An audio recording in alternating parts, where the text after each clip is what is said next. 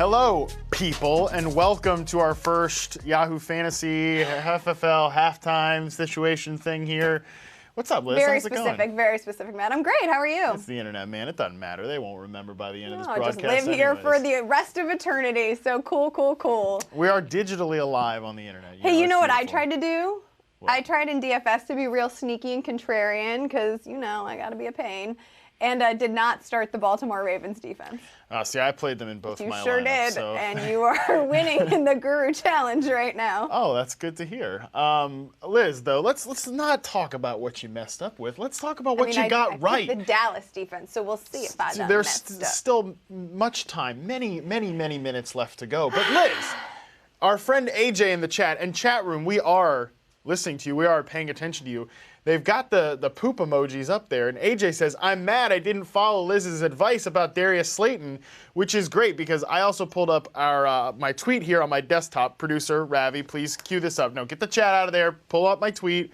I asked people what's the most surprising performance of the first half, and look at this, Liz. We got plenty of people in here with Darius Slayton. Yeah. This is your guy now. I mean, this is 4 touchdowns over the last 3 weeks. The Giants are on bye next week, so you're not going to be able to use him, but he does have a favorable schedule moving forward. And the point that I made was that he is averaging the third most, the depth of target. Is it A-dot? Average depth of target, Thank you. yeah. The third highest A-dot behind Will Fuller and Tyrell Williams at 16.8 yards per target. He is the deep field threat. Daniel Jones, not afraid to uncork it a little bit. He's got some DGAF in him, does Daniel Jones. He's like the, I know, what was it? People said that A-dot your is boy, your answer. A-dot. No, yeah. No, your boy Drew Lock, that was supposed to be the Eli or Jay Cutler with Eli Manning. FFL, but yeah. Daniel Jones is actually nice the guy, good Jay guy, Cutler. Yeah. He's got plenty of just DGAF in him, and it's beautiful. There's going to be a lot of WTF turnovers, but there's also going to be plenty look of at Harmon beautiful. with the acronyms on FFL. I am HT. I am being very appropriate for the kids. Thank you very much. Also, in surprising performances, our pal Zachary Tron in the chat says OJ Howard finally scored Did he? touchdown, I think. We missed it while we were getting mic'd up. I think we missed it. Oh, thank you, Zachary Tron. I'm pulling up the box score right now and maybe lacing up my sneakers for the victory lap. No, there's no Well, I got victory that lap. wrong because I said it was a trap and not to do it. 4 for 47 and a touchdown for OJ Howard in this game. Second on the team with 5 targets. Chris Godwin has 6. This is a good matchup with this Cardinals defense. Obviously, we know they give up production to tight ends, but is there any way, maybe in the second half of the season, all the hope finally comes true? This is why I didn't want it to happen. No, because hope is what, Matthew? Poison, Yep. Elizabeth, it's poison. You're welcome, Zachary Tron. Thank you so much for informing us of this. But I want to keep. Oh man, stuff is interesting when Scott Miller is getting involved. Scott Miller? Scotty Miller's got a target my gosh. and a catch. Yeah, no, it's amazing. I don't want to talk about Scott Miller, with his little petite self, all of that. No, thank you.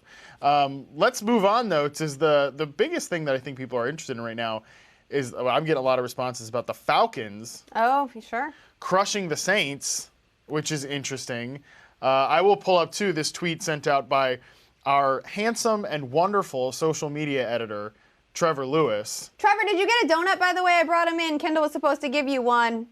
I'm that nice. Hard to say. He said the Falcons' defense all season versus the Falcons' defense in the first half against the Saints. Very Clever. good Space Jam reference. Clever. For you younger kids, Space Jam was a popular movie with Michael Jordan. Never saw it. And the Looney Tunes. You never saw Space Jam? It's before my time. What? I'm lying. I've totally seen it. I grew up in Chicago in the 90s. Of course I've seen that movie 400 times. I know. I was very confused about that. I mean, come on, Liz. Don't throw me curveballs here. This in the early halftime. I'm not on my game yet. Later halftime, you can throw me as many curveballs as you want. But right now, let's keep it No, that's simple. when you start to fade. Yeah, you're right This about is that. this is basically peak Harmon right here. Yeah, you're right about that. I'm so #blessed. I will be fading hard in the second halftime, but I come back up for the podcast again, I think, for the most part. Okay. So 13-6, the Falcons are up over the Saints. We talked a lot about on FFL in our little quick slant situation about Kamara and Latavius Murray. Right now, Latavius Murray actually has more carries than Alvin Kamara, 4-2. What the hell? Very, very good point here. But Alvin Kamara does have more targets in the passing game. Yes, that's true. So the opportunities seem to be at a pretty close to even split. I mean, is that like, can we do tilted and jilted about that? Sure, because we do whatever we want. It's the internet, right? I'm tilted. I'm a little tilted about that. It's halftime. I'm tilted, but I'm definitely not jilted yet. It's only halftime. Exactly, yeah. You don't right. jilt. Remember, this is your concept, right? Inspired by.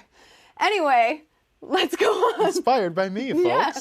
All right, let's look at the chat room a little bit more, too, because you guys are beautiful and we're paying attention to you. Is it Hollywood Brown or Ghost Town Brown? Well, here's the problem, folks. You're the guy. You're the guy. Mark Andrews, he gets in. I told you he was going to be bouncing back this week, too. Mark Andrews scores 2 touchdowns. Terrific. Now the Bengals are, need to run. just turning to dust in front of our eyes. There's probably not going to be any Hollywood Brown action, and you're going to just have to eat that one. It hurts me, too. Hollywood Brown is on my sister's fantasy team, which I mentioned about as many times as I mentioned the articles that I write. So I'll be hearing from her later about that, even though I helped her in some other situations. And this is just, the miserable life. He did say you took some beautiful engagement photos. Let's I'm be not very supposed clear. to say that.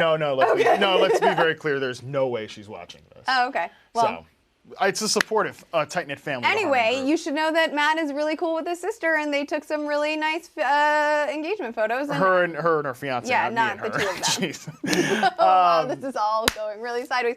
Can we talk about Kansas City? Yes, we can. All right, talk about Kansas because City. the Chiefs and the Titans are tied, and that seems a little bit bananas to me. But the piece of it that I'm most Actually, interested in. well, yes, you're right. 13-13. That is. That is a tie, Matt. tie. That's the same number. My page wasn't updated yet.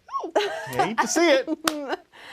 So obviously, LaShawn McCoy was a healthy scratch coming into this contest. Damian Williams has carried the ball 19 times for 35 yards. This is fair, but Tyreek Hill got the wind knocked out of him. I don't know if he is officially hurt or what the deal was. We just saw that play and then had to go mic up. But Travis Kelce has been owning the red area of the field, and you love to see that with Patrick Mahomes back under center. But, Matt, I'm going to ask you, what is going on with the Titans here? Because there's no Corey Davis. Ryan Tannehill is who we thought he was, right? When someone shows you who they are, believe them the first time. But how are they tied in this situation? And what is a Khalif Raymond? I have no idea who this Khalif fella is. I will say the biggest reason, and I've got the tweet pulled up on this, Ravi, again to you, please. Come on, help me out here, buddy. I've got the tweet pulled up here.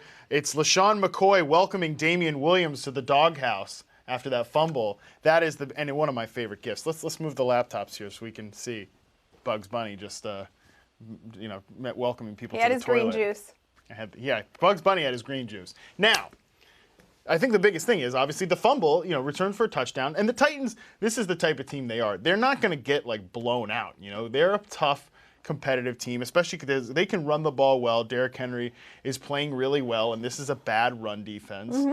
And I just think that, especially right now, when you're looking at all these offensive line injuries that the Chiefs are having, as we were walking into the studio here, that was the thing that everyone was chirping about on Twitter was all these injuries with the offensive line. And also, they came in banged up. Eric Fisher was inactive.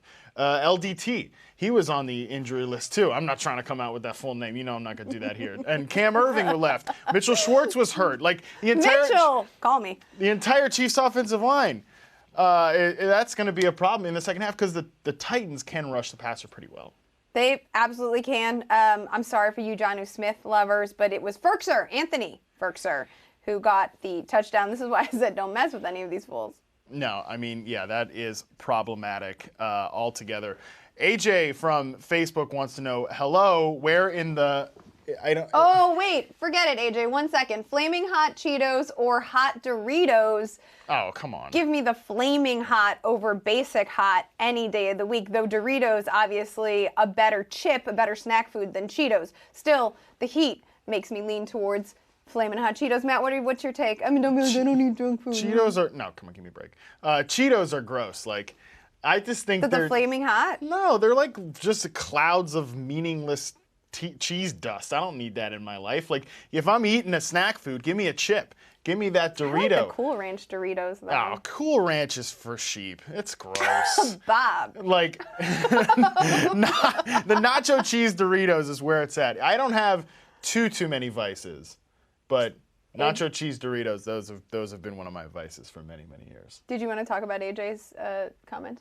Yeah, he says, where in the hell, I don't know what that symbol is in the chat. I can't see from here. I need to get my prescription updated. Where in the world is David Montgomery? Thank you, Ravi. You are on top of things this morning, my friend. It's a I appreciate globe, that. Matt. Yeah, world. I can't see that from here. Okay. It's very hard for me. Now, David Montgomery has 6 carries for 12 yards. Oh, yeah, it's bad. That's not good. Nope. And if you look in the passing game, keep looking because you won't find him. This is my problem with the David Montgomery experience. I know we talked about this in the podcast. The floor is just, there's no floor here. Yeah. Like, there's a ceiling because he can score touchdowns. We know that. We know he's a pretty good back, right? But on a Mitchell Trubisky-led offense, give me a break. And, like, they finally mounted a drive there towards the end of the half, did the Chicago Bears. But this has been a situation like, they can't get control. They can never get control of the game with this guy at quarterback. And David Montgomery's the type of running back that you need to get control of the game if you're going to want to run him a bunch of times. But also, so I think you're alluding to rhythm and it being both he being a runner who needs rhythm and also it being a position of rhythm, right? Some running backs are a little better at finding a rhythm and establishing one than others. Montgomery kind of needs a running head start. But Matt Nagy is to blame here a little bit because this guy keeps trying to put Tariq Cohen in at the goal line or from a yard or two out as well. Well, we know Matt Nagy's on tilt. We know Matt Nagy's been on tilt since that damn missed kick in the playoffs last year. I think Mike Daniels might be back for the Lions in this one too. Yeah, he is. He had his first sack as a Lion. Yeah, so that's helping the Lions' run defense. Let's take one question we have here from Twitter. Josh Reynolds or Deontay Johnson in a half PPR. Now, girl. Yeah, right. Tough scene for your fantasy lineup here. But I know you liked Deontay Johnson a little bit this morning. Would you play him over Josh Reynolds, who we've seen Josh Reynolds be a solid producer for the Rams in fantasy, but it was under a different construction, different players out. And you also saw that in 2018 when the Rams offense was much more high-powered than they are this year. I'm going to lean towards Deontay Johnson because I like his big play ability. Brandon Cook's out, but you also are seeing Gerald Everett have a bigger role in this passing game. And so therefore, I think Reynolds' volume is not going to be what we saw last year and what people are anticipating. And I know Matt is totally right. Like, listen, Matt, you are right. I have said it. Your analysis of Mason Rudolph and Juju Smith-Schuster and Jalen Samuels as part of that mix is 100% accurate. Ugh. But we have seen Mason Rudolph once in a while get that big boy courage up and uncork it deep. And the option and the target for that situation is always Deontay Johnson. I think he can take advantage of Troy Hill. And I would be surprised, frankly, if Tomlin or the OC, whoever it is now, doesn't... Randy Fichtner doesn't It doesn't make that a priority for Rudolph.